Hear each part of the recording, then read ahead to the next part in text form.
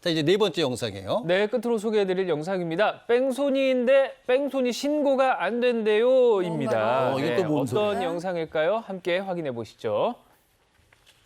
자, 보행자 신호가 초록불로 바뀌었습니다. 네. 한 아이가 먼저 뛰어가요. 아유, 아이들아, 그렇게 뛰어가면 안 돼, 안 돼. 그런데 바로 신호 위반한 오토바이가 저렇게 아이를 충돌을 하고 맙니다. 그런데 죄송합니다 한마디 하고 그냥 가버려요. 뭐 그냥 가요? 네, 오토바이가 출발할 때까지도 저기 초록불이었거든요. 예. 명백한 오토바이의 신호 위반입니다. 신호 위반한 상태에서 애를 쳤어. 예. 근데 죄송합니다 하고 그냥 갔다고요? 그러니까요. 너무 황당하죠. 근데 아이는 괜찮아요. 그 다친 아이의 어머니 말에 의하면 아이가 오른쪽 다리에 큰 멍이 들었고요. 사진으로 찍어서 집에서 상비약으로 치료를 했다고 합니다. 네. 아이가 크게 다치지 않아서 다행이라는 생각에 뭐 병원엔 따로 가지 않았다고 하는데요. 그 후의 상황이 문제였습니다. 오토바이 운전자에 대한 처벌을 요구하기 위해서 경찰서를 찾았는데 네. 담당 수사관이 법적으로 상해 증거가 있어야만 뺑소니범을 잡을 수 있다. 신고 대상이 아니라고 말합니다. 그래요. 아, 이 상해 증거라는 게 그럼 병원 진료 기록 같은 게 있어야 된다는 거네요. 그렇습니다.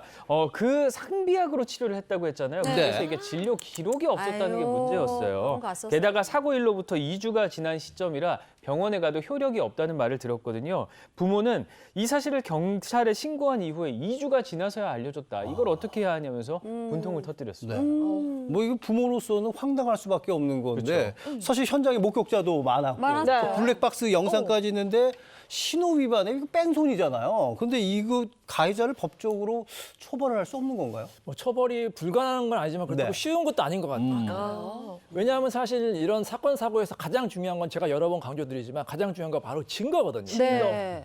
근데 이 사건에서는 증거가 뭐가 있을까? 이제 당시에 뭐 멍든 것을 사진으로 찍어놨다고 그래요. 그리고 그 사진은 뭐 이제 나중에 가서 이제 진단서를 받을 수도 있고 아니면 또 아예 진술도 증거가 될 수 있는데 사실 그 증거가 그렇게 효력이 높지는 않아요. 증거가 효력이 높으려면 어떻게 해야 되느냐? 사건 사고 즉시 발휘받아야 됩니다. 그 발급받아야 돼요. 예를 들어서 바로 병원에 가거나 그렇죠. 아니면 바로 CCTV를 확보하거나 아니면 바로 증인을 확보해서 진술을 받거나 이렇게 해야 되는데 2주나 3주 이렇게 시간이 한참 지나면 사람들이 기억도 없고 맞아.